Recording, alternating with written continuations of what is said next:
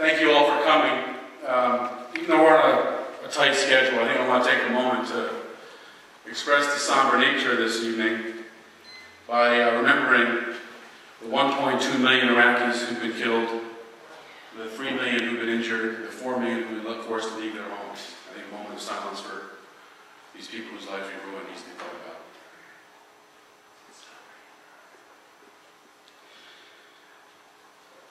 This is a somber occasion, and on this occasion I want to focus on something that Senator Obama said. I think maybe the most important thing said in the campaign about the Iraq War, and that is that he wants to end the mindset that got us into this war. Now, he hasn't repeated that statement recently. He didn't repeat it in his speech today, but I do think that is the most important thing that has been said, and I think it's, I hope he will talk about what that means in the future. I hope that other candidates not tied to the corporate duopoly like Ralph Nader and Cynthia McKinney will also know what it means, because we need to understand what is with the American mindset that leads this constant war mentality, this constant military machine.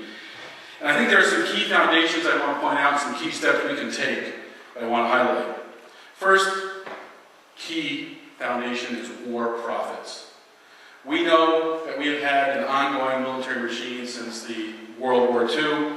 Dwight Eisenhower warned us about it. In fact, while the economy is struggling, we've seen a 20% rise in defense stocks. We've also seen big oil doing quite well with this war. ExxonMobil had record profits for any corporation last year, $17 billion. In the last quarter of last year, a record quarter of $5 billion profit. This is the war machine working. And we see Halliburton and KBR getting their no-bid contracts to rebuild cities that we destroyed. Profits is one aspect. Second, we cannot forget the right-wing Israeli lobby. Now, I don't blame Israel for this. What I blame is that we use Israel as our unsinkable battleship in the Middle East. And those are not my words. Those are the words of Alexander Haig. Unsinkable battleship in the Middle East, and we will do whatever we can to protect that battleship so that we have a base of operations in the Middle East. And the Israeli lobby uses its power well to ensure that. Third, imperialism for cheap resources and cheap labor.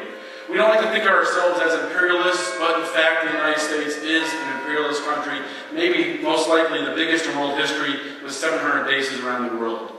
Fourth, the concentrated corporate media that let those lies and lies continue. We're being lied to today about the success of the surge, about the number of Iraqi dead, even about the number of U.S. military casualties, which are now over 200,000.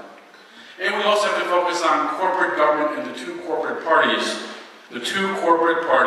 that allow this corporate government to continue. We need to challenge that system. How do we end this mindset? I'm going to put forward just 3 points. First, we need to create a new energy economy.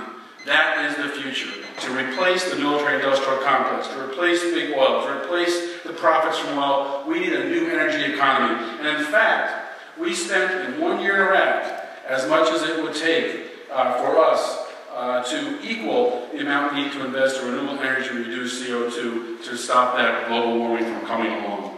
Secondly, to democratize the media. This is happening through the web, through the internet, through Amy Goodman, and hopefully through Mark Steiner's future radio show. Finally, democratize our democracy. Our democracy is ailing. It forces us to vote for people we don't believe in. We need to democratize our democracy. And it starts with peace voters knowing that peace is an issue that is life and death that we will vote on. We will not vote for Barbara Mikulski, who funds this war. We will not vote for Ben Cardin, who's on the Foreign Relations Committee and has done nothing to stop this war. We will vote for candidates who want to end war. And we start with Voters for Peace. That's an organization I'm running. These lawn signs up here, we have 10 of them for free. We have bumper stickers in back. I'm going to pass around the sign-up forms you get on our list. Get involved, get active. We can make a difference. Join us together. We can end war, make it something that's a piece of history, not a piece of the future. Thank you very much.